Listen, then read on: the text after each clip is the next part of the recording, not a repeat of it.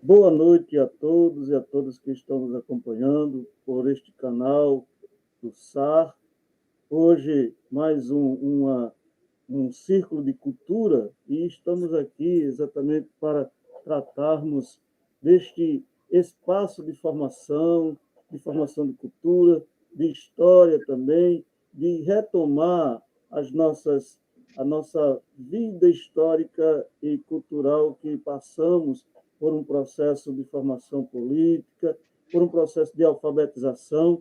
E aqui nós estamos com duas pessoas muito importantes para essa história também, a professora Marlúcia Menezes e também o professor Roberto Monte, né, que tem todo um legado histórico na nossa história da Igreja de Natal, do movimento de Natal, do movimento de educação de base e tantos outros processos políticos de formação que passamos.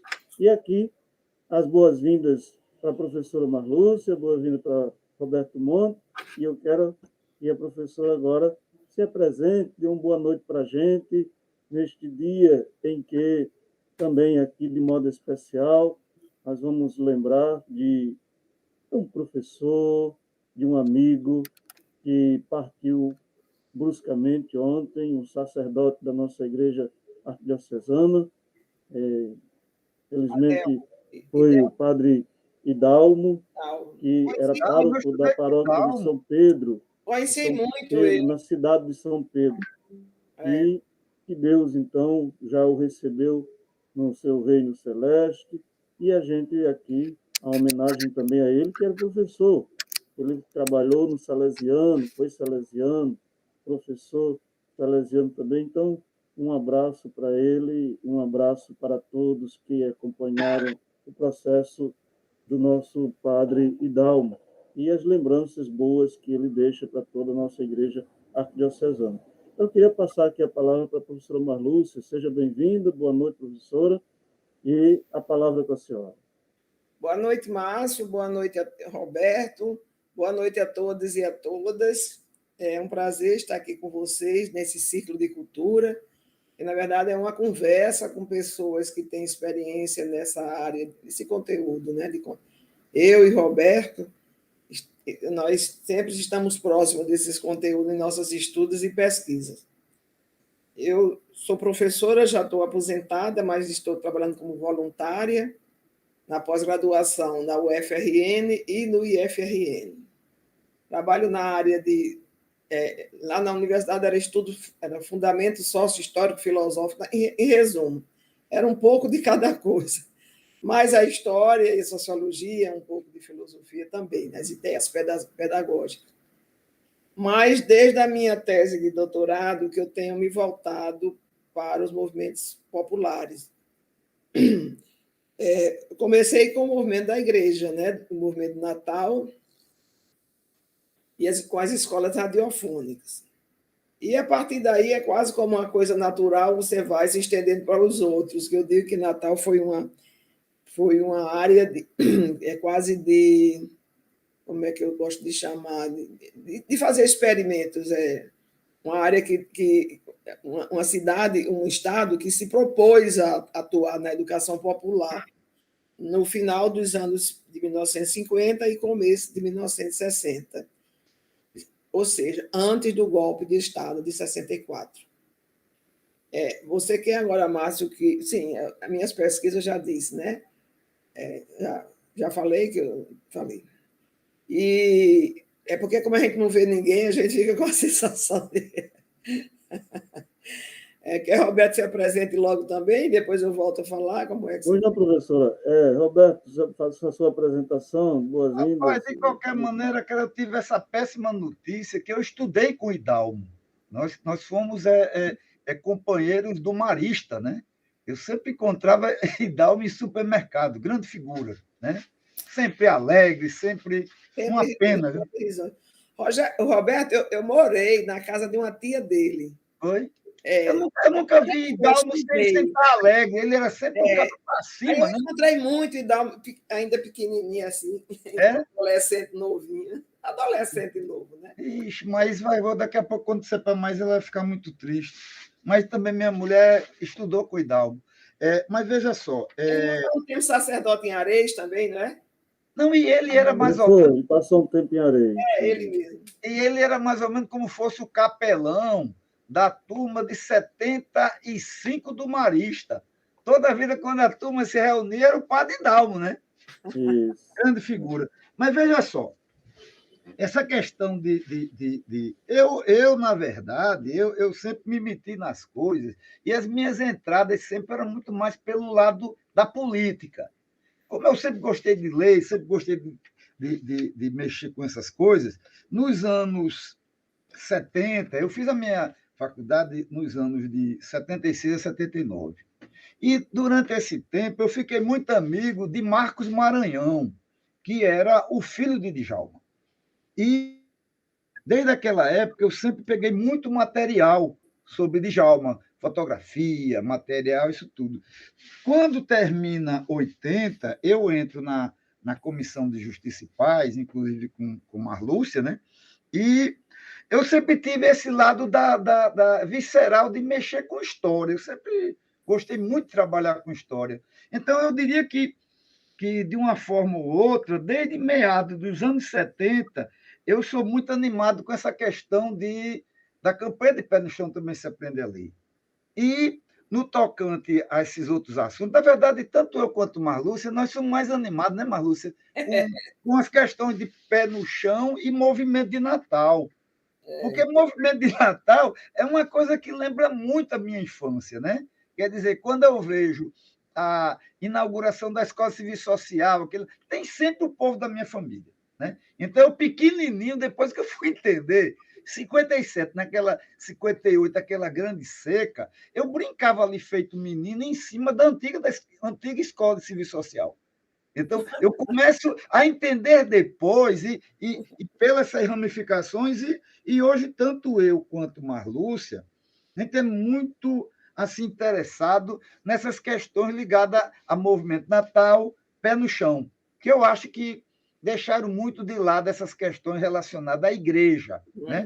Eu acho que educação radiofônica, a questão do próprio sindicalismo rural, eu acho que tem ainda muito pano para se mexer nisso tudo. É mais ou menos. Daqui a pouco também vai falar um pouco sobre. Hoje, na verdade, a temática é de pé no chão, também se aprende a ler, né? Que a companheira Marlúcia vai iniciar e depois a gente complementa. Bom. Muito bem, Roberto. Então, a professora Marlúcia, a sua palavra, o seu tempo, viu? Pode ficar à vontade. Conversando um pouco, aí eu vou em diálogo com vocês e com o Roberto. Isso. Eu quero só, antes de eu iniciar, dar as boas-vindas a quem está nos acompanhando pelo YouTube, de São Gonçalo do Amarante, Maria Tereza, Maria Verônica, aqui de Natal, Ednaldo, lá de Santo Antônio do Salto da Onça, Thelma, também de Maceió, Alagoas, viu, gente? Nós temos, Eita. olha, ultrapassamos aqui o estado, então que coisa boa, seja bem-vinda, está nos acompanhando. Antônio Carlos, tantos outros que estão aqui nos acompanhando pelo YouTube. Sejam todos bem-vindos. Agora a palavra com a professora Marluz. Eu estava aqui mandando, ainda me lembrei de mandar aqui para uns alunos. Bem, pessoal, a gente, para começar a conversar sobre isso, sobre esse assunto da campanha de pé no chão, a gente tem que se reportar um pouco ao contexto histórico e político da época, né? Com a eleição de Djalma. Acompanhando pelo YouTube. Como? Não, porque eu entrei no YouTube também, aí repetiu uma música, mas já te liguei. Com a eleição de Djalma Maranhão para prefeito de Natal. Djalma foi o primeiro prefeito eleito de Natal. Ele já tinha sido prefeito, mas nomeado, né? Porque quando eu comecei a estudar, eu fiquei muito admirada de, ainda em 1960, que Natal estava tendo o primeiro prefeito eleito. É 60, Roberto? Esqueci a data. A eleição foi em 60. Foi, né? Quer dizer, é a primeira vez que Natal tinha um prefeito eleito. Foi a primeira eleição, né? Primeira eleição, foi. Incrível, né? Isso, como a nossa democracia é jovem e o povo já está querendo acabar. A gente não vai nunca amadurecer na nossa democracia. Então, a Djalma, quando ele chega né, ele faz uma excelente. Eu estava até aqui recordando os secretários que ele pegou, excelentes as pessoas que ele pegou. Assim, o secretário de Educação era Moacir de Góes, era mais. Não estou mais encontrando. Aqui é mais foi um seminário que ele fez. Eu li agora há pouco, já não sei mais onde foi. Então, aí ele viu que a situação. Roberto Furtado era o secretário de Finanças, tudo gente top, né? Assim, pessoas honestas, pessoas boas, e realmente queriam fazer algo por Natal. Mas a situação não estava nada boa, nem financeira, nem nada construído. Inclusive, na dissertação de Wilton, o Wilton foi a primeira pessoa assim, que estudou com mais profundidade sobre a campanha de pé no chão, o mestrado que ele fez em Campinas, na Unicamp. E disse que as poucas escolas que existiam estavam diminuindo. As famosas escolinhas, né, que eles chamavam de escolinhas, que eram escolas pequenas mesmo. E Djalma pensou, né, em o que fazer para sair daquela situação, porque ele tinha sido eleito também, tem que levar isso em consideração, ele criou uns núcleos chamados de comitês nacionalistas, que eram criados nos bairros. E aquelas pessoas foi que alavancaram a candidatura dele, porque ele foi eleito contra as elites que dominavam aqui o Rio Grande do Norte. E ele não tinha tanto dinheiro, né, para bancar uma eleição. Então, esses comitês nacionalistas foi que alavancaram a candidatura de Djalma. E depois ele saiu como que prestando contas nesses comitês, né? E foi assim, a maioria pediu educação, que não tinha na cidade, não tinha pouquíssimas escolas, né? Foi assim, o maior número de pedidos foi de educação. E ele ficou sem saber o que fazer, né? De onde tirar dinheiro para construir escola, o que fazer para dar essa atenção, de onde sai, porque inclusive ele fazia oposição ao governo federal, que tinha sido eleito Jânio Quadros, né? Ele já fazia a oposição também ao governo federal. Não tinha de onde vir esse dinheiro para ele. Então, ele se reuniu várias vezes nesses comitês, e uma vez lá no Comitê das Rocas, segundo o jornalista Expedito, ele disse que alguém falou lá, ora, se você então tem dinheiro para construir, então vamos fazer escolas de palha, com a história de se construir casas de palha. E aí outra pessoa disse, porque também não tem piso, não tem era na areia, mesmo, também não tem importância, porque também a gente vai ninguém tem sapato, ninguém tem farda. Então, de pé no chão também se aprende a ler, alguém falou. E daí surgiu a ideia de se nomear de pé no chão também se aprende a ler. Agora, para se construir essas escolas de palha, se foi procurar os pescadores de Ponta Negra, porque ninguém sabia mais fazer, que eles chamavam de fazer a virada da palha, que era para poder dar consistência e não passar água, não passar luz, sol, essas coisas. E aí se pensou e se construiu em forma que eles chamavam de acampamento. Aí Roberto tem uma maquete de como era o acampamento. Porque é muito interessante quando a gente fala, as pessoas ficam surpresas, porque as salas não eram fechadas. A divisão era só assim, entre uma e outra. Mas no quadrado só tinha 2 lados que eram fechados. E eu ficava me interrogando como é que era possível, porque lembro que a gente fez aqui um congresso uma vez aqui na universidade, lá no hotel. No hotel não, no centro de convenções lá da praia, e o som passava de uma sala para outra, e mesmo as salas, mas como as salas não iam, eram salas improvisadas, feitas com aquelas divisórias, e passava o som de uma sala para outra, dos GT e dos grupos de trabalho. E o pessoal ficou reclamando, porque e eu ficava pensando, como é que terá sido da campanha de pé no chão? Mas eu andei conversando assim com algumas pessoas que não fazia, não atrapalhava. Mas depois, Marlu, eles botaram tipo assim, uma divisória com a própria palha para. Então, é isso que eu estou dizendo. Só tinha uma divisória, Roberto, entre uma sala e outra. Um quadrado não são 4 lados, pois eles só tinham 2 lados. E dividiam uma sala da outra. Mas, assim, nos lados, era tudo aberto. Eu não sei se é porque, como ela era totalmente aberta, porque não tinha o teto era lá em cima. Nas laterais, que eram os 2 outros lados do quadrado, não era fechada.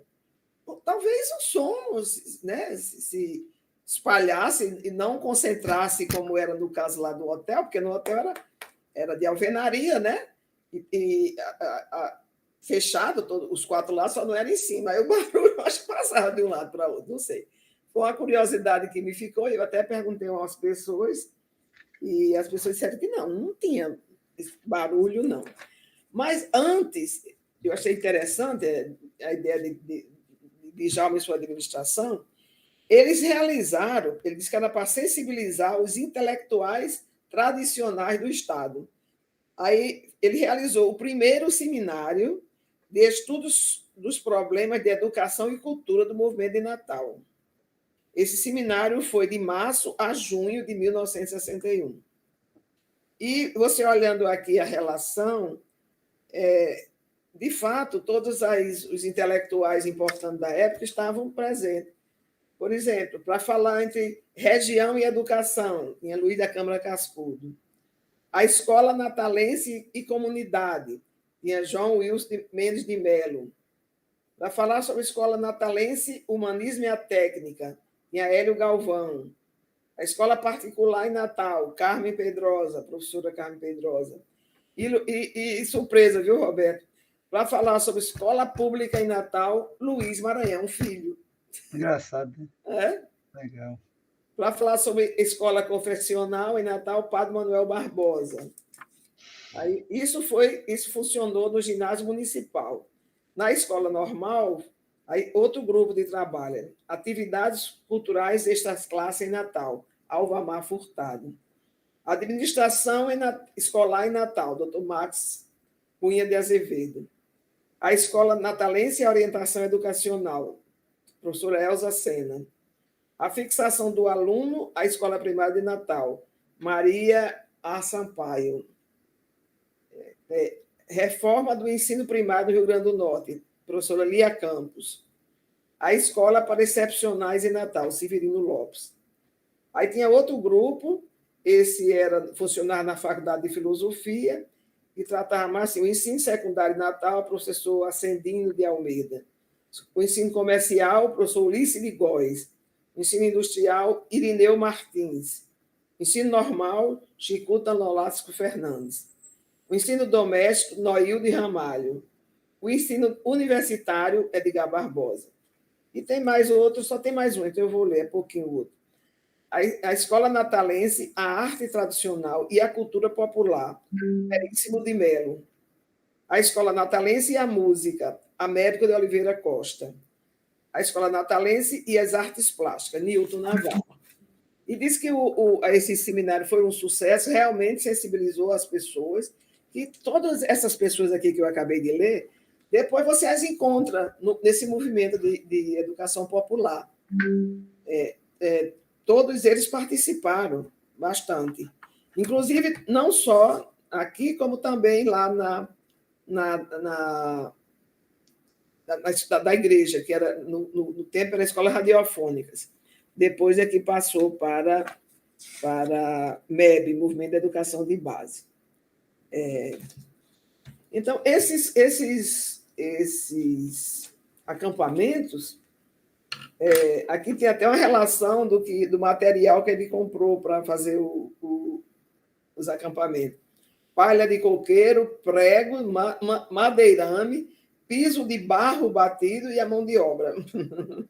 Esse é o material que foi comprado para fazer os acampamentos.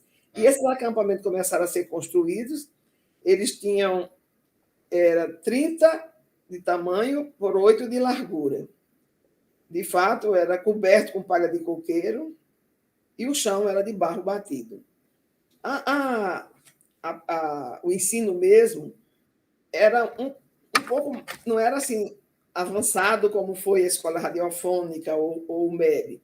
Começou de uma forma mais tradicional mesmo, mas houve uma preocupação por parte Moacir de Góes ficou como secretário e pegou um grupo que o assessorava, que era até Margarida Cortez, eu acho que era. Jesus Cortez. Jesus Cortez é quem era a professora e responsável por essa parte.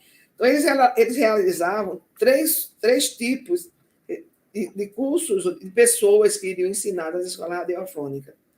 Tinha as professoras que vinham da escola normal, que aí tinha 3 anos de estudo.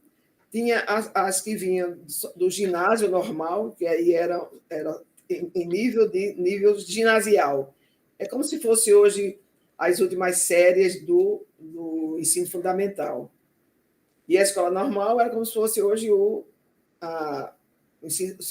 segundo grau, hoje é o quê? Ensino médio. E tinha também o que eles chamavam de as professorinhas. Essas foram cursos emergenciais e elas passavam, não me lembro exatamente o número de meses, alguns meses, não sei se eram 6 meses, e daí saíam para ensinar. E todo o material que era utilizado lá era esse grupo que assessorava Moacir de Góes. Eles se reuniam, Moacir de Góes. Foi construído o ginásio municipal, que era ali no Balde, né? E ali se dava os cursos de formação para os professores e dia de estudo para como se estudar. Então, esse movimento foi crescendo muito, aconteceram vários acampamentos. O primeiro e o principal era o das Rocas, né? Que foi também, acho que foi o comitê nacionalista mais importante, que funcionou melhor. Também o vice-prefeito de Djalma, ele era dos Correios. Luiz, qual é o nome dele? Luiz Gonzaga. Ele era o vice-prefeito, foi eleito junto com o Djalma, e ele era dos Correios, era ali das Rocas. Então, tinha a participação de várias pessoas do Correio. Eu acho que aquele pastor, não é o nome dele? Machado, era dos Correios também, não era, Roberto? Maílde também era dos Correios. Maílde também era dos Correios, eu sabia.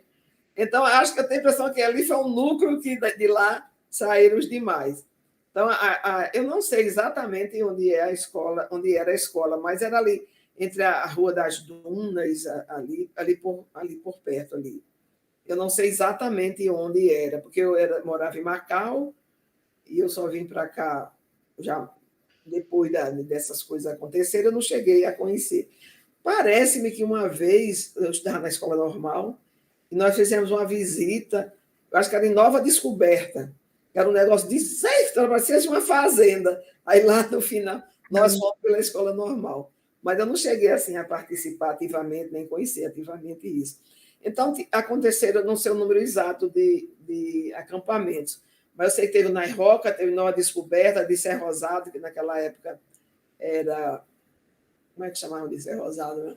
Ali Carrasco, nas Quintas, era mais nos bairros periféricos, né? E com o passar dos anos, a campanha foi aumentando, e começaram a surgir outros movimentos paralelos. E ao mesmo tempo, saía de lá mesmo. Como, por exemplo, de pé no chão também se aprende uma profissão, porque nas escolinhas, nos acampamentos, eles também aprendiam coisas como, por exemplo, quase todo acampamento tinha uma horta. Isso é uma coisa que naquele tempo não se falava. Comer legumes, verduras, essas coisas, ninguém comia, não fazia parte do nosso cardápio. O Caba disse que não é lagarto para comer planta, né? O povo lá do Siridó. É isso mesmo. Ou então, ou não é minhoca, minhoca não, aí foi introduzindo novas coisas que eram nutritivas e eles mesmos podiam plantar e colher. E começaram a surgir também pequenas profissões, tipo barbeiro, cabeleireiro, essas coisas assim, foram sendo formadas por eles também. Outro movimento paralelo foi uma campanha que foi feita, que tem não sei se você tem aí, Roberto, essa foto, que era uma campanha para acabar com o analfabetismo dos adultos. Então, eles saíam de rua em rua, de cada conselho, não, núcleo nacionalista, os comitês nacionalistas, faixa, né? Eles saíam de salas de rua em rua. Está aqui, olha. Aqui. Mas eu acho que não dá para ver nada, não. Olha. Aqui, assim. É uma faixa. Aí diz assim: nessa rua tem, digamos, nessa daqui tem. Nesta rua restam apenas 11 analfabetos. Campanha de pé no chão também se aprende a ler. E embaixo tinha, não dá para ler, não, assim, borrado. Então, eles faziam esse movimento para não só alfabetizar as crianças, mas também os adultos. E, ao lado disso, também, Djalma também continuou com a construção das chamadas escolinhas, que eram pequenas salas de aula e que funcionavam, né, algumas que ele mesmo construía, que ele botava a faixa com o nome de Escola Brasileira Construída com Dinheiro Brasileiro, porque na mesma época, a Luiz Alves, que era o governador, estava recebendo bastante dinheiro da Aliança para o Progresso, que é aquela campanha, não é campanha exatamente, é aquele projeto, é mais ou menos assim, de projeto de dominação dos americanos para a América Latina. Então, eles entraram muito, a Aliança para o Progresso entrou muito na educação. Tem uma aluna que está estudando agora essas coisas, que é Rosélia Cristina. Rosélia tem encontrado muito isso, a influência direta dos americanos via acordo MEC-USAID ou MEC-USAID, o MEC é do Brasil, o ZEID era aquela organismo norte-americano. E eles só investiam em governo que eles confiavam, né? Então, no Brasil, teve principalmente 2 governos que receberam muito dinheiro nessa época. No Sul, era Carlos Lacerda, que era Rio de Janeiro, porque aí ele barrava a influência de Brizola, que era governador do Rio Grande do Sul, e aqui era Luiz Alves, que barrava a influência de Miguel Arraes, que na época era governador de Pernambuco, que também tinha, que aliás, esse movimento aqui da campanha de Pé no Chão, teve muita influência do que já estava acontecendo em Pernambuco. E também lá, Miguel Arraes identificou um grande número de analfabetos e criou uma comissão para pensar um projeto de alfabetização. É tanto que a cartilha nossa é quase igual à de Recife. Embora, foi você, não foi, Roberto, que localizou que umas professoras daqui tinham ido para Recife para participar. Foi Maria Salete Lucena que foi lá fazer a adaptação. Quer dizer, então não foi uma coisa assim exatamente igual. Teve alguma adaptação, mas tinha toda a influência do movimento de Recife, era movimento de cultura popular, o MCP. E outra coisa, aí me esquecendo uma coisa super importante. E outra coisa também que foi um pouco copiado lá do Recife foram as chamadas praças de cultura. Porque aí a praça de cultura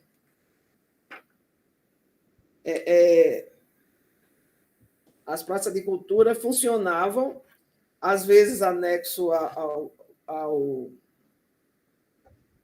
acampamento, mas geralmente não. A nossa aqui tinha uma, a mais conhecida, era ali naquela praça, em frente à catedral, que também ali no final da praça, ela começa ali em frente à catedral e vai até ali onde antigamente era o Palácio do Governo.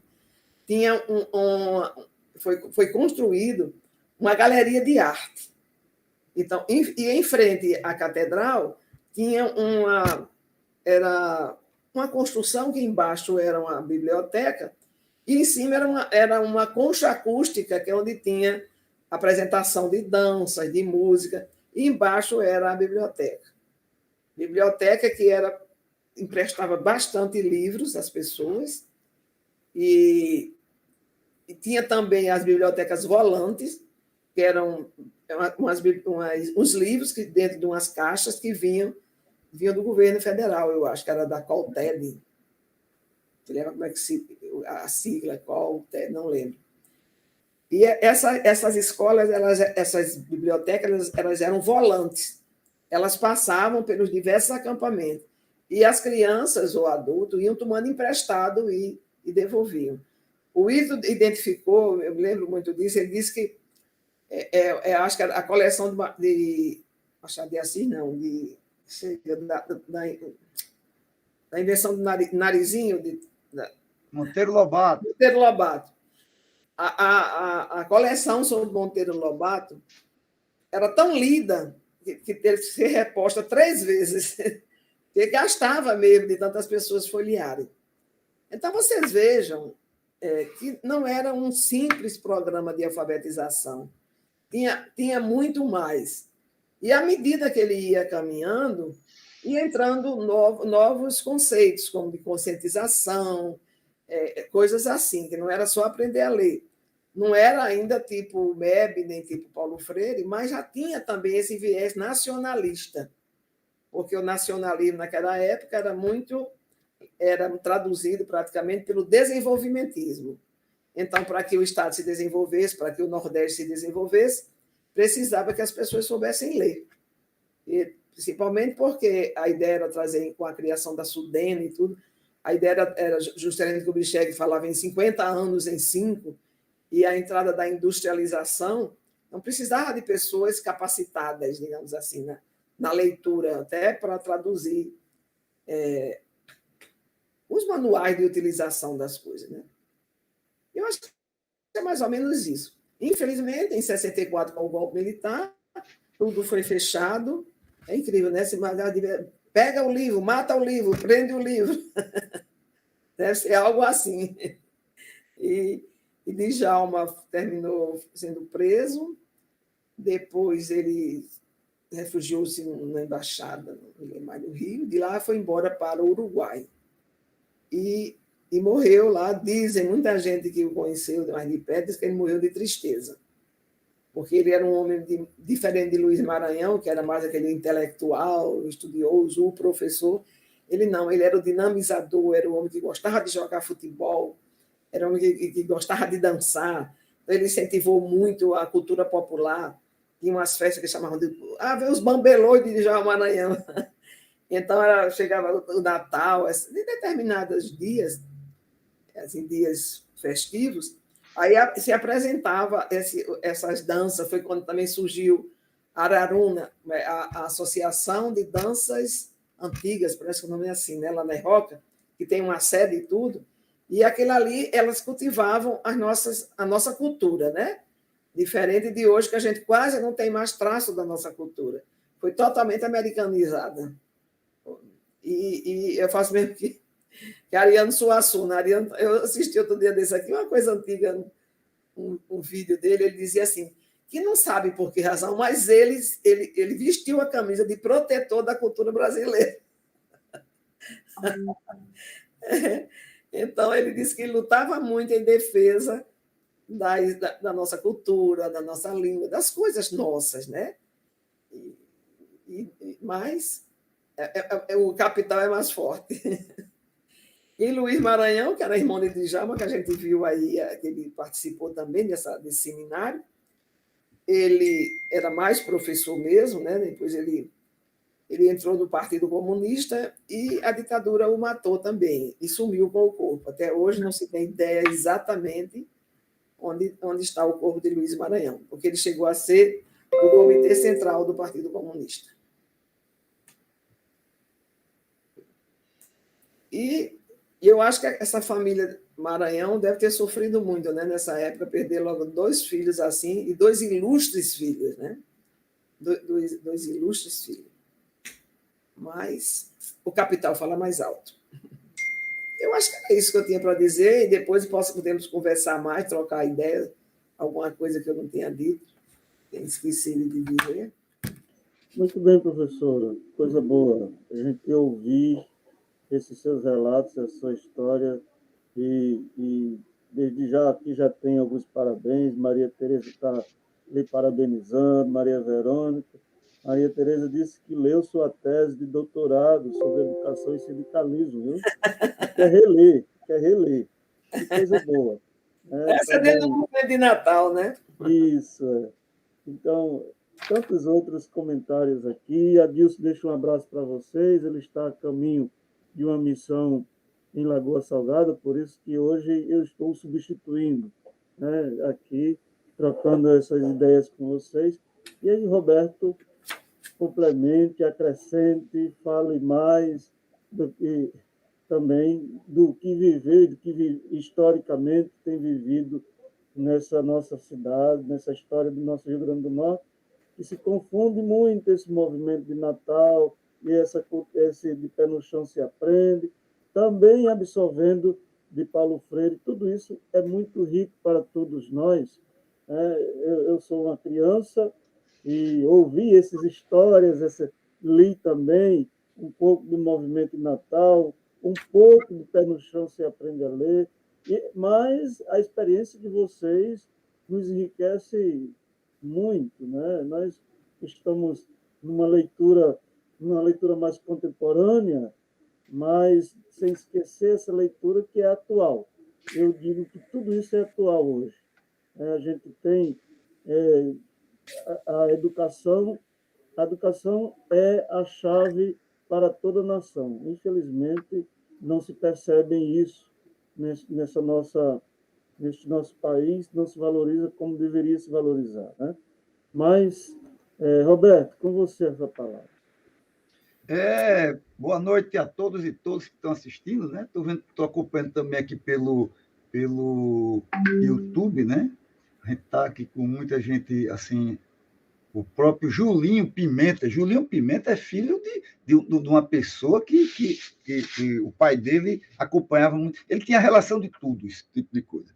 Mas eu diria o seguinte, ó, o nosso trabalho, as coisas que eu faço, está muito vinculado também ao que Marlúcia faz e todo mundo faz, né, Marlúcia? Que a gente um complementa o outro. Daqui que eu vou só pegar água, viu? Que eu já estou com sede. Porque, geralmente, viu, Márcio e todos os que nos assistem, o que geralmente, eu que faço parte do Centro de Direitos Humanos e Memória Popular, a gente trabalha há muito tempo essa questão da educação, a gente está numa de aglutinar, né? Então, quer dizer, tudo que tem em termos de movimentos, em termos de academia, o nosso trabalho aglutina esse tipo de coisa, né? Mas uma outra coisa que eu gosto de trabalhar muito é, de alguma maneira, decodificar essas informações. Porque hoje você só trabalhar muito com livro, com coisa escrita, eu diria que talvez a juventude ou as pessoas não tenham aquela mágica de entrar, né? Então, o que eu preparei para vocês foi o quê? Uma maquete, que não vai entrar ainda agora, mas é uma maquete que, em cerca de 5 minutos, mostra o que era um acampamento de pé no chão, também se aprende a ler. Porque, como eu disse, eu mexo com essas questões de pé no chão há uns 40 anos.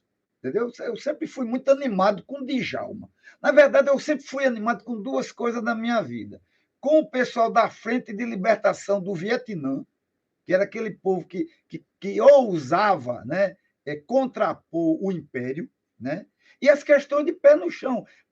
Pé no chão é coisa de gente lascada, né? De gente que pode não ter a infraestrutura, mas tem a ideia.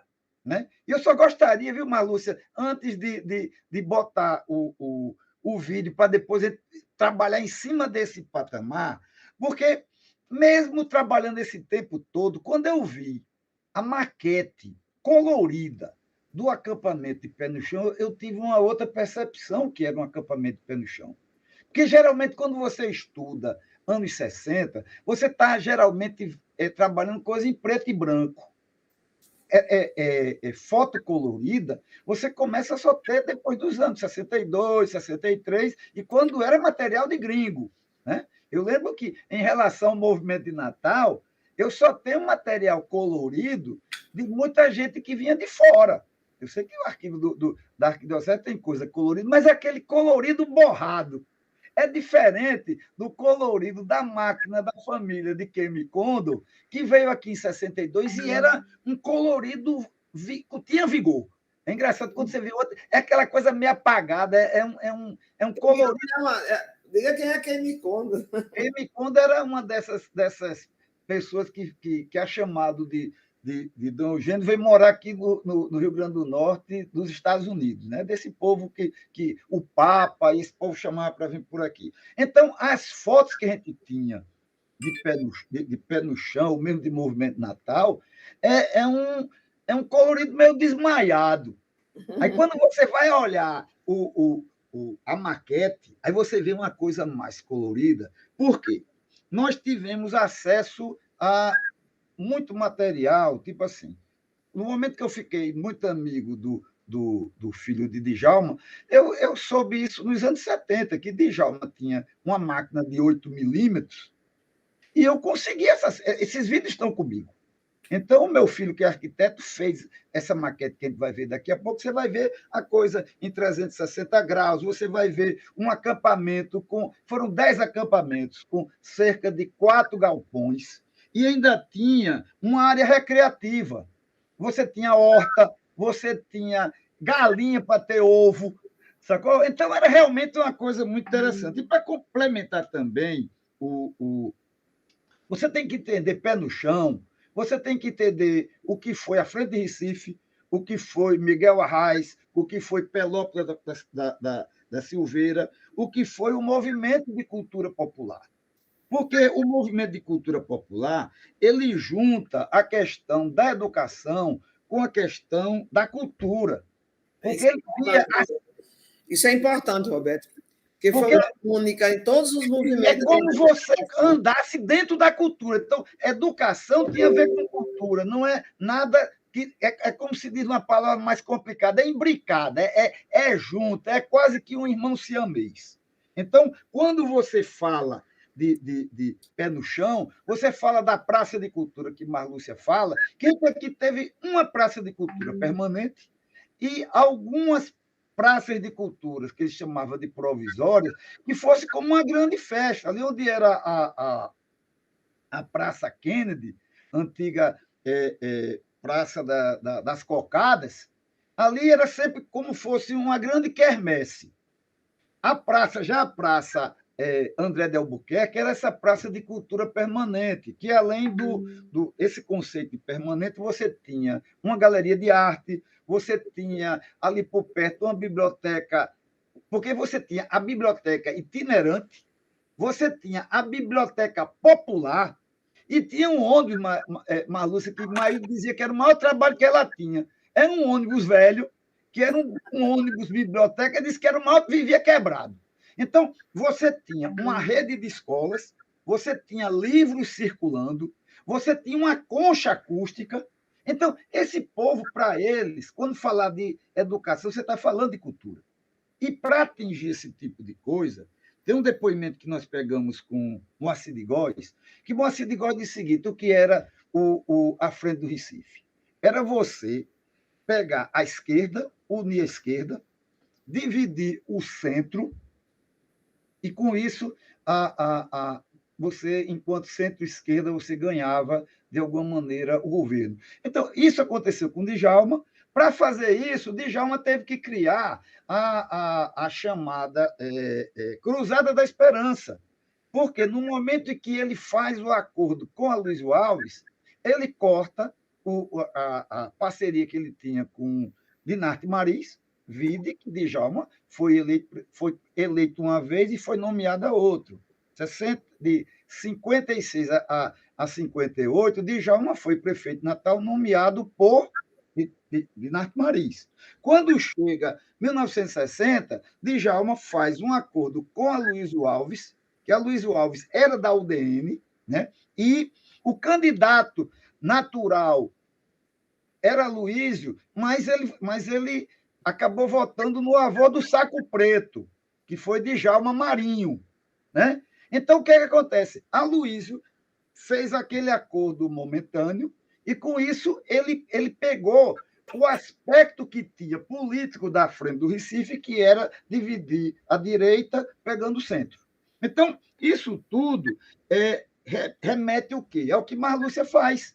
Ele faz imagina, em 1900, final dos anos 50 para os anos 60, ele vai ouvir o povo através de mais de 200 comitês nacionalistas. E o povo dizia o seguinte, ele quer educação. E Djalma tem essa história da virada da palha, e tem um lance interessante, Marlúcia, que nós entrevistamos, enquanto estava vivo, Ribamar. Ribamar era o mestre de obra e faz tudo de Djalma. E um dia nós gravamos com o Ribamar, a gente trouxe. Eu peguei uma folha de coqueiro e disse, rapaz, tu vai fazer a virada da palha aqui. Aí aqui atrás ele fez essa virada de palha. Então, eu acho que seria legal, viu, Marlúcio, a gente assistir agora o vídeo. É um vídeo pequenininho, porque eu tenho certeza que quem está nos ouvindo, ele vai se maravilhar, porque o preço de um aluno, segundo estudos da Unesco, era menos de $1. Para tu ver como o Brasil, quando quer ter autodeterminação, não quer virar, quando tenta sair da óptica do imperialismo, do capitalismo, de todo esse tipo de safadeza, de 30 em 30 anos se faz um golpe. Né? Eu lembro, viu, Marlúcia, só para antes de colocar o vídeo, eu me lembro muito de Chapinha. Quem conhece esses sorvetes populares aqui de Natal, sabe que o sorvete do Chapinha, que é ali na praça, ali perto da Metropolitana, Chapinha começou a trabalhar, sabe onde, Marlúcia? Debaixo da concha acústica também tinha um pequeno barzinho que só vendia bolo, refrigerante, não vendia nem bebida alcoólica. E Chapinha disse que exatamente no dia do golpe ele tinha conseguido o contrato para fazer lá. E logo depois ele viu uma revista Seleções. E a revista Seleções esculhambava com a campanha de pé no chão, dizendo que era coisa de comunista, etc. Ele disse, não, esse negócio está errado. Tanto que eu estou até atrás dessa revista. Então, eu proponho, viu que se coloque agora o nosso vídeo sobre a campanha de Pé no Chão, também se aprende a ler, porque foi muito interessante, porque a gente está trabalhando uma cartografia, né? Você começar a pensar a Natal de cima para baixo. Né? Então, nós já fizemos esse primeiro levantamento, né, dentro do mapa de Natal. Para quem sabe, Natal é como Salvador. Nós temos a cidade baixa e nós temos a cidade alta. Dividindo, e é como o seguinte, antigamente Natal não era essa grandeza que está hoje. Você tinha, para quem conhece as coisas das antigas, eram os xarias e os canguleiros, né? Quer dizer, que se você fosse lá para Ribeira e quisesse subir para a cidade, o pau cantava, né? Porque xari e cangula eram dois tipos de peixe. Aí o que é que acontece?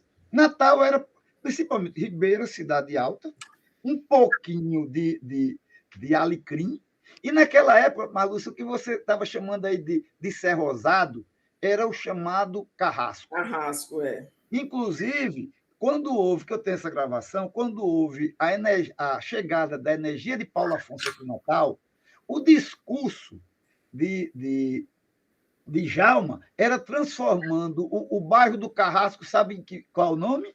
Bairro Presidente Goulart. Entendeu? Então, quer dizer, é tudo isso que. Então, concha acústica botaram abaixo. Além disso, tinha. É para apagar a memória. É para apagar a memória mesmo. Quer dizer, eles botaram abaixo a galeria de arte, eles botaram embaixo a escola de formação de professores. Então, essa canalha, eles querem erradicar tudo. Vai botar um viaduto em cima que não serve para nada. O que a gente acabou descobrindo, Marlúcia, é que a música, a bandeira, acabaram tudo. Mas eu acho que a gente ainda teve como resgatar esse tipo de coisa. E eu peço agora que vocês coloquem aí o vídeo, a maquete eletrônica. A gente fez um grupo de estudos junto com... pegamos 3 pessoas para transferir isso nos 100 anos de Djalma. Pegamos Edrise Fernandes, pegamos o Antônio Marques, Toninho Marques, que foi também já seminarista, e Gabriel, meu filho, que transformaram essa ideia do o que é um acampamento em maquetes eletrônicas. Então, a gente está trabalhando esse tipo de maquete. Eu acho que vocês vão gostar muito de entender em 4 minutos o que é um acampamento e depois a gente destrincha isso. Só um momentinho. Antes de passar para isso, eu estava procurando a matrícula, a evolução da matrícula, só para a gente ter uma ideia. Porque, assim, em abril, as escolas tinham 6.492 alunos. E, em setembro, só tem essa idade, de 1961, já pulou para 7.845 alunos.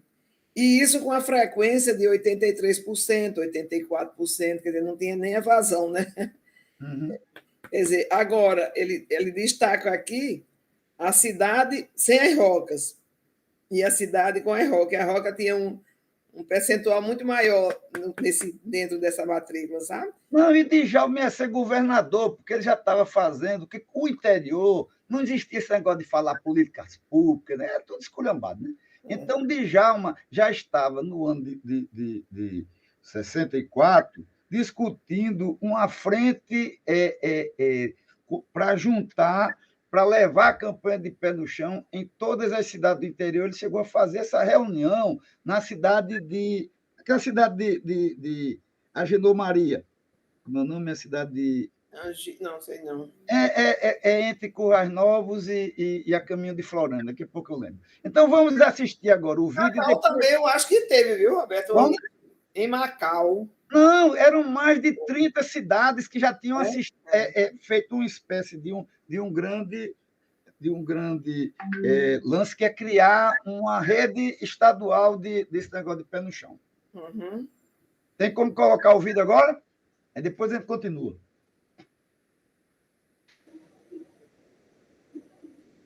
Jailson, quando para colocar o vídeo.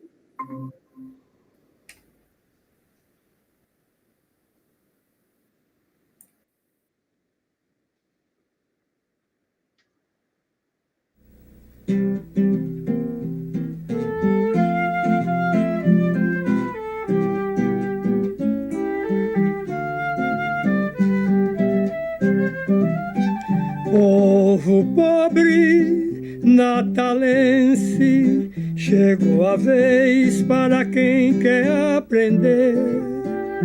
Como sofre o ser humano quando seu nome não sabe escrever. A prefeitura abre a campanha para ajuda do ensino e do saber, pela meta do prefeito Maranhão. De pé no chão também se aprende a ler.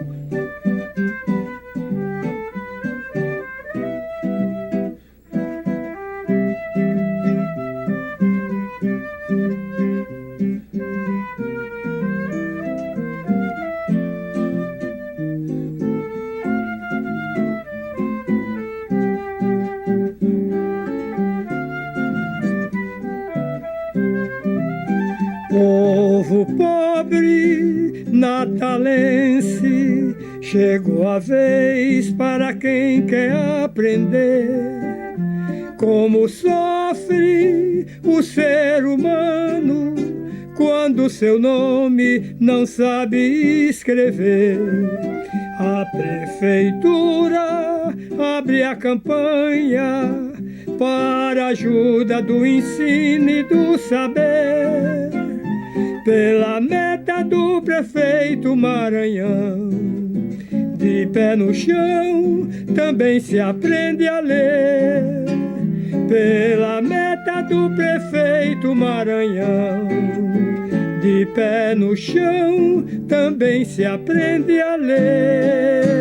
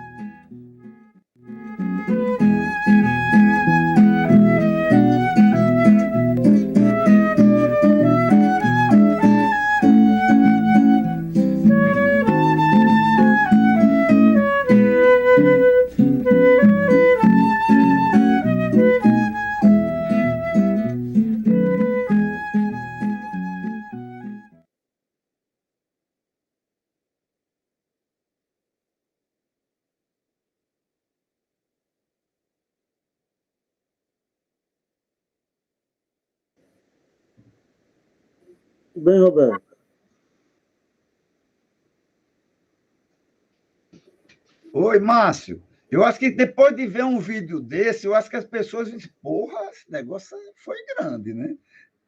Imagina 10 acampamentos desse em Natal em 64, né? Então, isso é um crime. Quer dizer, você ter tocado fogo, ter fechado um negócio desse, isso é um crime. Viu, Marlúcio? Eu acho que, em cima disso, eu acho que as pessoas podem ter uma noção, mais ou menos, o que era isso, né? Quer dizer, a gente parte de uma coisa prática, né? Você não tinha nada. Você não tinha como fazer de alvenaria. Você faz de Só tinha, coqueiro. só tinha uma coisa de alvenaria, que era a parte uma espécie de secretaria, onde ficavam os documentos das crianças e tudo aí, que aí era papel, né, para guardar. Só tinha esse. É um pequenininho que passou ali, eu esqueci de dizer na hora. E depois eles começaram a fazer uma escola por semana, né? Também tinha escola em alvenaria. Quer dizer, na verdade, você estava querendo. O grande lance, a campanha foi um meio para se trabalhar um fim, né?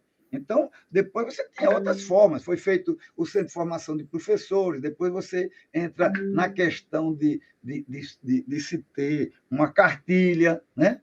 O que é que acontece é o seguinte, é tudo muito rápido, rapaz. Você, 60, 64, quando as coisas iam começar a acontecer, tem um golpe.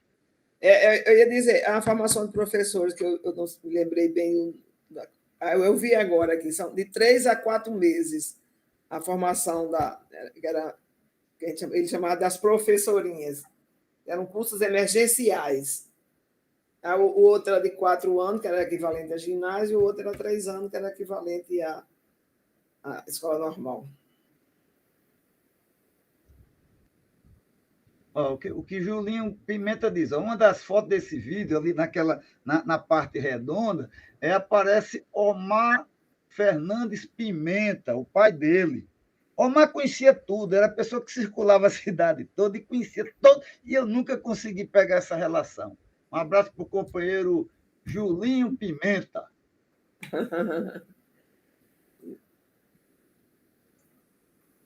Então, o que a gente está querendo é o seguinte, é começar a trabalhar essas questões de Djalma, tipo assim, nós também temos uma segunda maquete, viu, Márcio, que estão nos assistindo, colocando lá no YouTube, ou entrando na nossa página da Deganet, você tem uma outra página que é da Galeria de Arte, né? Também a gente tem uma ideia de fazer sobre a concha acústica, e tinha uma questão das bibliotecas populares, né?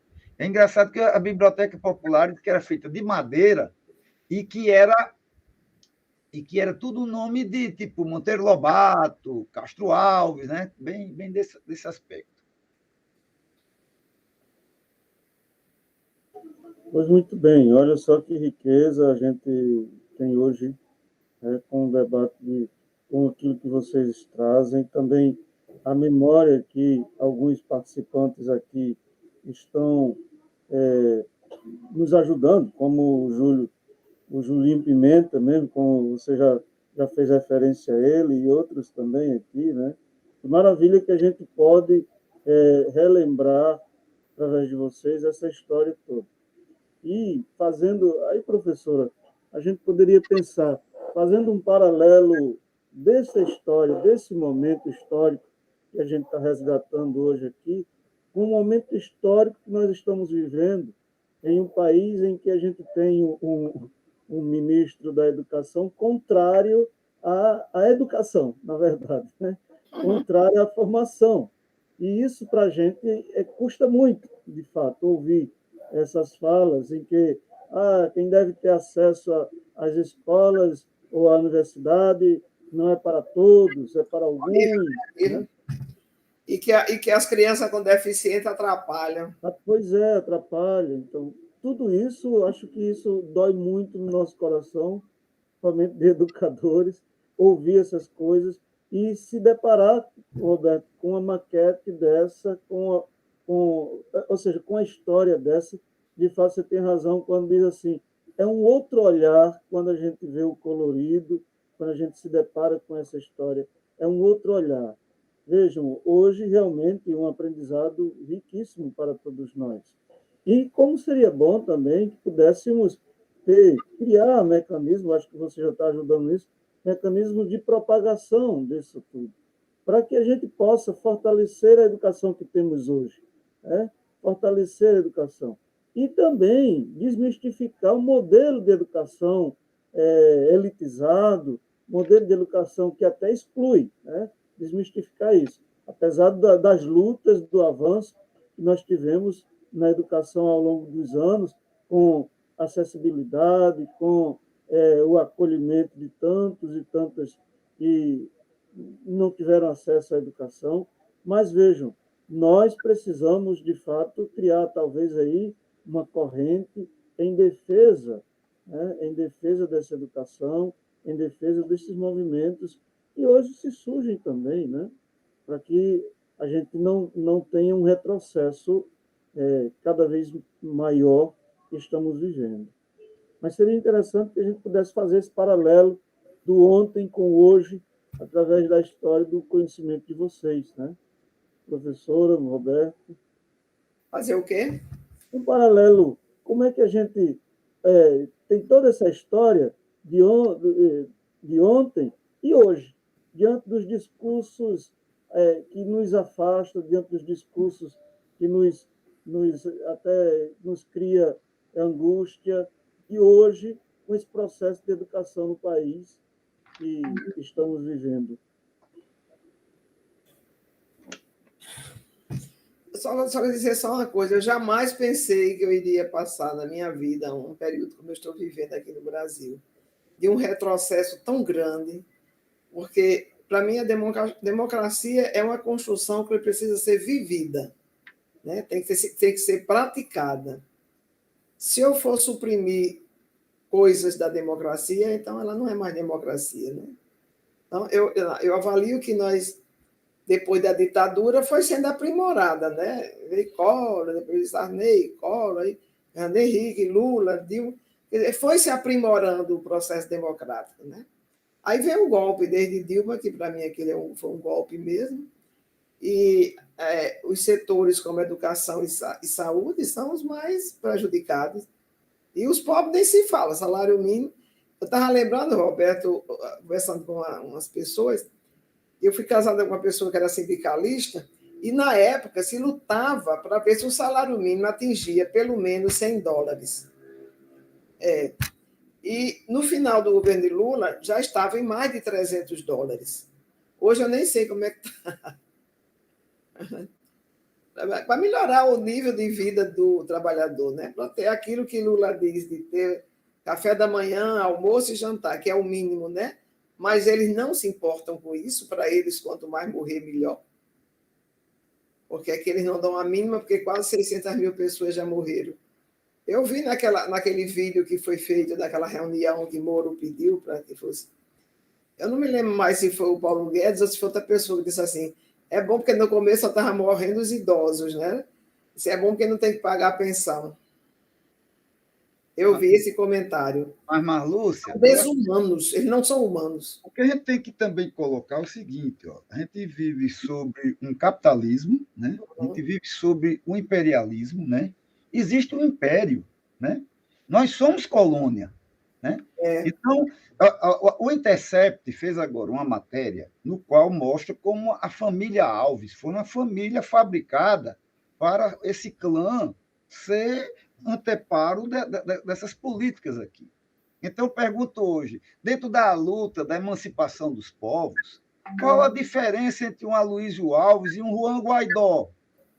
Você vê que até no Afeganistão apareceu um presidente autoproclamado, né? Então, o imperialismo, o império tem agentes em tudo que é lugar.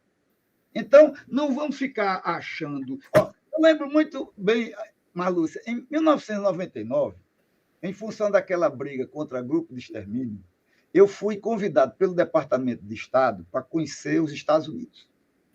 Fiquei assim um pouco na dúvida e fui conversar com meu tio, que na época era o arcebispo, né, Donivaldo.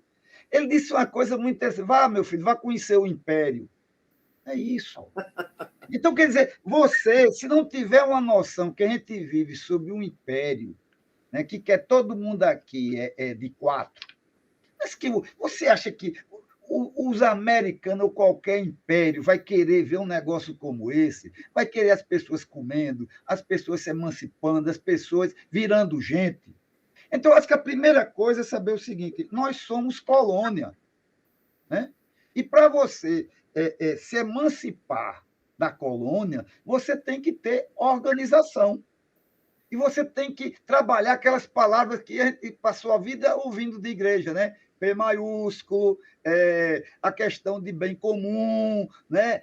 Essas palavras todinhas que a gente passou a vida ouvindo e que às vezes já não estão tão em moda. Eu lembro, Marlúcia, que naquele dia que eu fui lá, lembra aquele dia que tinha um pessoal que estava gravando sobre o movimento de Natal tal? Você mostrou aquilo que era o hino das escolas radiofônicas. Sim. Aquilo ali era uma poesia que alguém do interior do estado tinha mandado para a Rádio Rural, que só falava de coisa de emancipação, falava de reforma agrária, falava de bem comum. Então, se a gente não tiver isso muito claro, a gente vai passar a vida inteira reclamando sem ir ao cerne da questão. Porque você só se emancipa quando você luta. Quando você tem, assim, um povo, as instituições todas de quatro, né? E hoje eu acho que a coisa está muito mais sofisticada, porque o mundo está numa reviravolta grande, né? As questões da tecnologia, esse negócio todo. Mas não muda grande coisa, né? De qualquer maneira, você tem um império, esse império é um império desalmado. Que você acha que o império vai querer que as pessoas do interior tenham água, tenham educação, tenham cultura, sabe? Que viva como gente? Quer nada. Esse pessoal quer mesmo, sabe? Quer pegar tudo que a gente tem de riqueza. Então, se você olhar todas as experiências que aconteceram de anos para trás, e o Brasil não é apenas os anos 50, nem os anos 60. Se você pegar todas as experiências de emancipação do povo brasileiro, é ferro e fogo. É só você pegar o que foi Caldeirão. Caldeirão, aqui vizinho ao Ceará, que tinha muita gente que tinha fugido aqui do Rio Grande do Norte em função da insurreição de 1935, foi a primeira vez que o Exército Brasileiro lançou bombas em cima de gente. Né? E lá está cheio de pessoas aqui do Rio Grande do Norte. Então, se você pegar Caldeirão, pegar Antônio Conselheiro, pegar isso aí tudinho, o Império não quer ninguém com a cabeça levantada. Se a gente não partir... Quer dizer, a gente está aqui falando de um movimento de Natal que acaba sendo um pouco ficção, né? Todo mundo fala, mas ninguém vivencia. Né? Vamos ser bem claro, todo mundo fala, foi uma grande experiência, tudinho, mas a gente tem que pegar esses espíritos, né? O que foi Pé no Chão, o que foi Paulo Freire, independente de ter recebido o dinheiro do gringo ou não, o que foi Djalma Maranhão, e outras experiências de emancipação do povo. Porque sem luta, você não escapa. Você pegar... E indo mais para trás ainda, a gente também teve a guerra chamada Guerra dos Bárbaros, né? Quando os indígenas se insurgiram contra os portugueses, e o epicentro do fenômeno era Açu, era na região do Açu. E fizeram a besteira de fazer um tratado de guerra que não foi, um tratado de paz, né? Não, eles não fizeram, não. Eles fugiram muito quando você falou aí. Aí eu me lembrei, porque eles fugiram muito para o Ceará. Se teve, eu não sei se teve. Foram 42 anos, eu acho, de guerra. Os indígenas se reuniram desde o Maranhão até a Bahia, mas o centro que administrava a guerra era aqui no Vale do Açu. Eu acho que essa discussão é interessante. Eu também não quero ser carbonário, né? Tocar fogo, mas eu estou dizendo que sempre é assim. É sempre assim. Extermina. É. Eles queriam as terras para fazer fazenda de gado, que a nossa colonização aqui no Rio Grande do Norte não foi muito da cana-de-açúcar. Teve muito pouca cana-de-açúcar, foi gado. Então, as fazendas de gado, eu vi um documento... As carnes de vento, que eram as carnes de sol, né? Fornecia carne dos holandeses. De um português mandando dizer que tinha que matar mesmo, não era para deixar... Estão dando conta, não, vamos chamar os bandeirantes, que aqueles sabem matar. Aí, daqui a pouco, transforma os homens em santos, né? A igreja que me perdoe, mas essa eu não aceito.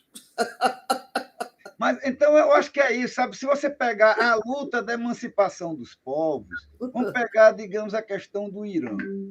Porque o Irã, todo mundo fala, ninguém sabe, as pessoas esquecem que nos anos 50 você tinha um governo tipo Dilma e Lula, que era o governo de Mossadegh, que pegou, da mesma forma que Hugo Chávez, pegou o dinheiro da riqueza do povo lá, que era petróleo, para resolver o problema do povo. Vai lá, o americano dá um golpe. Agora, a gente está vivenciando um momento tipo Vietnã, né? É muito bom, independente de qualquer coisa, quando você vê um império sendo derrotado, cara, não quero saber nem das contradições, é muito bom você ver os americanos saindo desmoralizados ali. Agora, tem que ter o senso histórico, né? Aquilo ali vem desde Alexandre o Grande, né? Então, quer dizer, às vezes a gente aqui é tudo muito novo, a gente não tem esse processo de organização, Marlúcia, que deveria ter, porque se continuar desse jeito, a gente vai ter sempre um safado como esse que está na presidência, e você vai ver as pessoas como se fosse normal. Né? Quer dizer, o cara chama o presidente da República, chama um ministro da Suprema Corte de canalha, e o próprio presidente dessa pequena, não, dessa Suprema Corte não responde à altura. Então, só vai depender de nós. Eu assisti muito, ouvi muito o que rolou de domingo em diante, entendeu? Então, eu fiquei muito. Não, dia 7, o dia 7. Nós estamos saindo do assunto. Não é o assunto. Ele está falando da questão do imperialismo, sabe? Da subjugação. Por quê? Pode ser em qualquer momento histórico. Movimentos como o movimento de Natal, movimento de Pé no Chão, movimento das 40 horas de Angicos. Os anos 60 aconteceram mais de 84 movimentos de educação popular.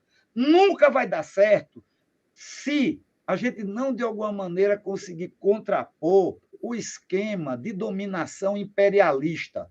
Né? Então, a gente vai ter que mudar mesmo. Quer dizer, existe a questão da luta de classes? Existe ou não existe? Existe a questão do império? Você quer ser emancipado ou você quer ser o buana, né? O cara que vai servir como essa classe dirigente nojenta, escrota, a palavra é essa, que serve aos interesses fora do país. Quer dizer, você tem uma gasolina a R$7 e todo mundo esculhambava de 1 a 2, né? Porque agora o problema é para pagar o pessoal lá de fora, bicho. E ninguém diz nada. E você vê aquela palhaçada do dia 7, com essa canalha desmemoriada, sem futuro. Né? Isso é o que tem de mais nojento, mais safado. Né? O que eu estou querendo colocar é o seguinte: ele está falando aqui de movimentos, mas movimento ele tem o seu momento histórico. Você pode fazer 3 ou 4 vezes esse mesmo movimento, porque se a gente não contrapor, o gringo vem e lasca tudo de novo. Como lascou em 35, como torturou em 52, 53, como deu golpe em 64, deu golpe em 68 e deu golpe em Dilma. Se você olhar direitinho, é de 30 em 30 anos. Então, quer dizer, ou a gente vai falar desse tipo de experiência dentro de um lance, de uma determinada autocrítica, para saber que, se não tiver resistência, e veja que lá a questão a contradição histórica é muito interessante, né, Marlúcia? Que os americanos, em relação ao Afeganistão, eles deram uma nova roupagem àquele tipo de guerrilha, né? Criaram o jihad, e agora os povos os árabes, eles estão sacando o seguinte: se eles não partirem para as armas, eles não mudam. Porque a Irmandade Muçulmana tentou mexer lá no Egito e foram esmagados, porque não entraram no lance das armas. Então, quer dizer, esse é o mundo, né? Você tem na Coreia alguém que tem bombas atômicas e o americano não ousa entrar. Parece que o império só entende quando você contrapõe armado. Agora, eu sei que eu estou fazendo aqui um raciocínio assim meio bélico, né? Meio carbonaro, mas essa é a realidade. Eu acho que está vivenciando um momento histórico na humanidade muito interessante. Agora, o nosso grande azar, sabe qual é? Nós somos quintal do império, né? Qualquer coisinha que a gente fizer aqui... Pior é o México. Pior é o México. É. Se bem que o México é menos de 4 do que nós, né? Pois muito bem, olha só que debate bom, que coisa boa, né? A gente podia ir... Tá encerrar, né, Márcio? A gente podia ir aí bastante tempo, mas de fato a hora já avança. Tá na hora mesmo. Né? E a gente já fez esse paralelo meio que geopolítico, né? Não, eu só gostaria, Márcio, de dizer o seguinte: ó, tanto eu quanto Marlúcia, a gente está assim, com muito material ligado ao movimento de Natal. Para quem não sabe, o acervo de Monsenhor Expedito está todo comigo. Né? Então, eu acho que também está chegando, viu, o momento, Marlúcia, de a gente começar, porque eu acho que muita coisa que a gente está falando aqui, muita gente tem. O que a gente tem que fazer é tornar esse material mais acessível, né?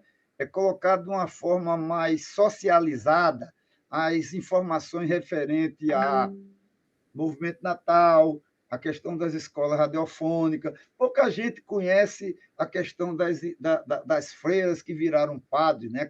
A questão da campanha da fraternidade. Né?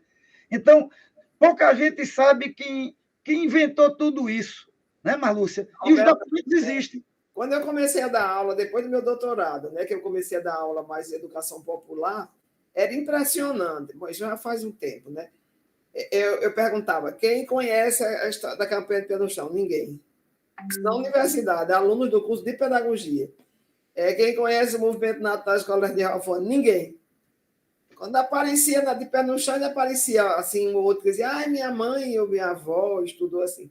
Ninguém sabe de nada. Por quê? Porque a memória popular, as classes dominantes têm todo o prazer de esconder. Tem que fazer com que a gente esqueça que nós podemos ser gente. Né? O objetivo é fazer esquecer. Repara que o nome das coisas, tudo é nome deles. Tem uma pessoa que uma vez fez um estudo mostrando lá na Bahia a quantidade de coisas que tinha com o nome de Eduardo Magalhães e Filho. Era mais de 200 que tinha no estado da Bahia. Esses dias eu tenho só prestado atenção lá em Mossoró, ginásio, não sei o que, Ciarline, deve ser pai ou avô de Rosalba Ciarline. Um ginásio de esporte. Será que ele foi desportista? Então, é assim, eles deixam os nomes deles para serem lembrados. Então, você não esquece nunca um Ciarline, aí chama atenção. Rosalba Ciarline chama atenção. Enquanto isso, do lado de cá, do lado das classes populares, acabou tudo. Só ficou mesmo aquele de João Maranhão, que eu não sei nem porquê. Ginásio de esporte de João Maranhão. E já é botar a mão para o céu e dizer graças a Deus. Eles não tiraram também, né? Implodiram, né? Eles gostam de implodir esse tipo de coisa. Então, o objetivo é esse. Assim, eu acho que esses cursos que a gente está falando aqui, não só a campanha de Pé no Chão, mas as escolas radiofônicas que depois se transformaram em MEB, e as 40 aulas de Angílico, que depois Paulo Freire desenvolveu um sistema de alfabetização, que são todos muito semelhantes, sabe? São todos muito parecidos. E as pessoas, às vezes, acham que tudo foi Paulo Freire que inventou. Não é verdade. Muita coisa já existia, porque era coisa... o rádio da escola radiofônica. Tem que falar também sobre isso, viu? Isso é o rádio cativo. Então, assim, era um momento histórico que favorecia isso. Então, essas coisas todas, inclusive no mesmo ano, 1961, foi a campanha de alfabetização de Cuba, que em um ano o governo cubano erradicou o analfabetismo lá, em um ano. Menos de um ano. Acho que dá uns 10 meses, por aí. Quer dizer, e por que não aqui? Eu tive um susto quando eu vi, eu fui dar aula de educação popular, né, e fui vendo a parte de analfabetismo. O Nordeste é a pior região em número de analfabetos. Eu não acreditei. Eu disse, não é possível. Nordeste? Porque nós somos países ou estados pequenos, muito mais fácil de alfabetizar. Porque nossas elites são atrasadas, aí eu concordo totalmente com o Gessé de Souza, nossas elites são atrasadas, burras, só querem assim, venha dinheiro, venha dinheiro, venha dinheiro. Eu não entendo como é que um empresário não vê se ele lhe dá um salário melhor, se ele lhe dá mais condições, você vai gastar mais, você vai comprar mais, você vai viajar mais, que isso termina voltando para ele. E as pessoas têm um pouco mais de dignidade, que foram o que todas essas campanhas de alfabetização tentaram fazer, dar um pouco mais de dignidade ao ser humano. Mas, infelizmente, a campanha de pé no chão e a experiência de Angico zerou. O MEB ainda ficou capengando, não ainda ficou, mas totalmente descaracterizado. Ainda ficou alguns anos, depois acho que hoje não existe mais. Né? Mas é assim. Mas pelo menos, Marlúcia, para não ficar só para concluir, Márcio, para dizer o seguinte, ó, eu estou fazendo apenas uma análise, eu também não estou mandando o povo se sublevar, não, se bem que eu acho que sublevação é um bom dado. Mas eu acho que relembrar experiências que aconteceram muito perto de nós é interessante, né, Marlúcia? Para mostrar que isso também não acontece por cissiparidade. Essas coisas têm alguma fundamentação. Marlúcia estudou na França e ela viu muita coisa lá de padres operários, tal, que depois vinha para cá. Então, a gente tem que entender esse todo, a ação católica, o intercambiamento das informações, né? Eu entrevistei um padre, que ele tinha sido padre operário, mas ele me disse que ele foi mais... Ele não chegou mesmo a trabalhar como padre operário, ele ficou mais na parte da redação, de impressão de jornais, de revistas, jornais.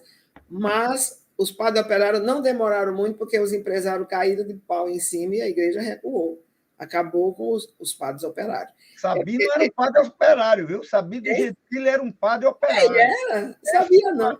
Eles trabalharam a semana toda na indústria, na sapataria, onde fosse, na loja, e no final de semana ele virava padre comum, né? Assim, exercia as atividades de padre.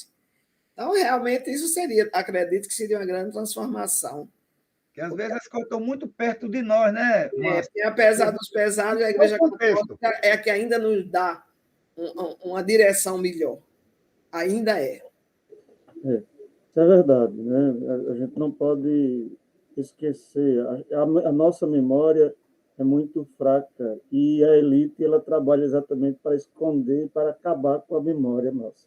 Haja vista os livros didáticos, a gente percebe isso claramente, né? Também nas nossas formações acadêmicas na universidade a gente vê como é que é tratado, infelizmente, a nossa história. Mas eu queria já partir para os momentos finais nossos, de fato, professora, e agradecer a vocês pela disponibilidade de estar aqui hoje, trocando esses saberes, né, que é muito rico para todos nós. Agradecer a quem nos acompanha aqui pelo YouTube. E, Roberto, você, por gentileza, diga novamente o site, onde a gente procurar seu material, que já tem aí disponível, né? Márcio, tem um negócio que eu vou deixar aqui, uma provocação para vocês. Eu não sei se você tem conhecimento que, em 1964, a Arquidiocese de Natal, os setores mais aguerridos da Arquidiocese de Natal, estava fundando uma universidade popular. Eu tenho essa ata de fundação e tenho os estatutos disso aí. Uma das pessoas que estava envolvida nisso tudo era a companheira Safira Bezerra, né, Marlúcia? Que breve, nós vamos entrevistar a Safira, viu, Márcio? E tem a ideia de a gente fazer essa aglutinação com o pessoal do site da Arquidiocese, porque um companheiro nosso, Rômulo Scaff, quando aconteceu os 70 anos do SAR, Rômulo fez todas aquelas gravações, e nós temos hoje, Marlúcia, cerca de 20 gravações com muita gente interessante. Então, a gente pensa colocar e disponibilizar esse material todo. Se você entrar no YouTube e botar lá Pós-TV DH de Direitos Humanos NET, aí você vai entrar em todo esse material.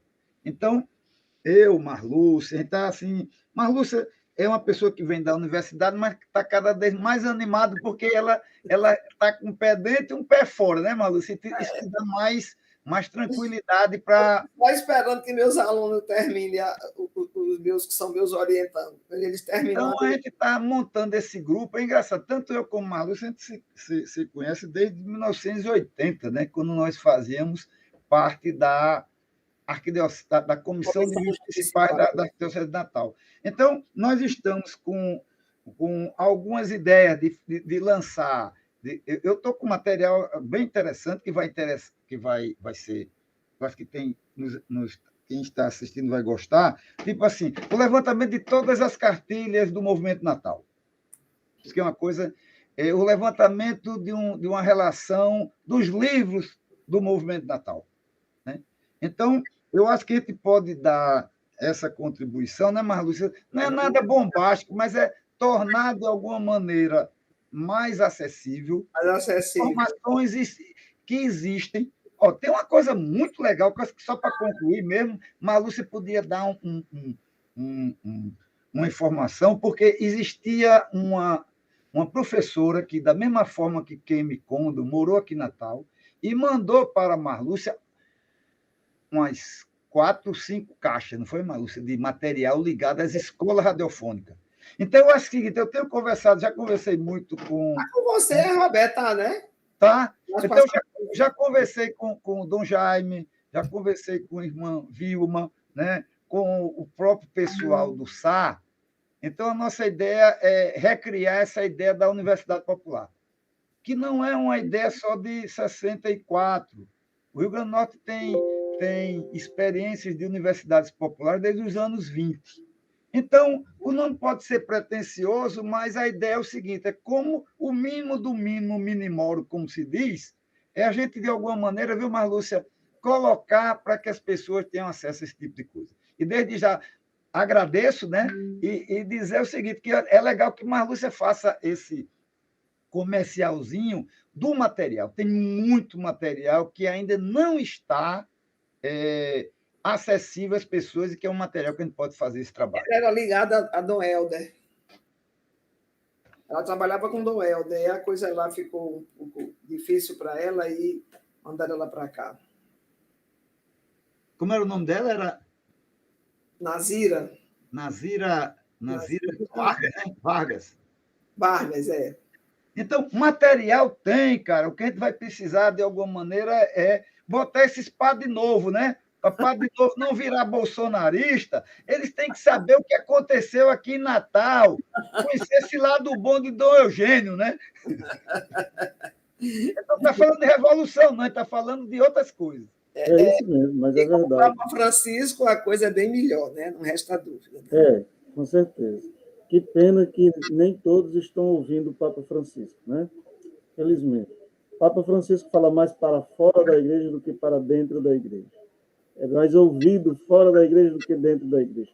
Lamentavelmente.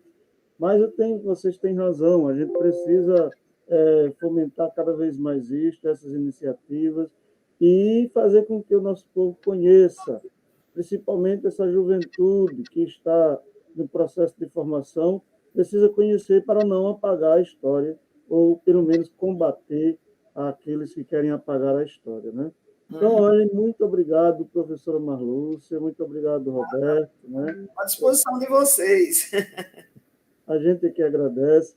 Vocês que nos acompanham, façam inscrição no YouTube, façam inscrição no SAR, nos ajude a manter cada vez mais este canal, se inscrevendo e, principalmente, participando das nossas rodas de conversa, dos círculos de cultura, que toda quarta-feira nós queremos, então, estar aqui promovendo esse momento de formação, de conhecimento e de resgate da nossa cultura. Então, boa noite a todos, boa noite. Boa noite. E é a segunda vez que eu participo, viu, Márcio? Coisa boa, muito bem, professora, muito bem. Muito bem. Boa noite, tchau. Boa noite, tchau. Tchau. Roberto, boa noite. Boa noite a todos. E a gente se fala. Tchau.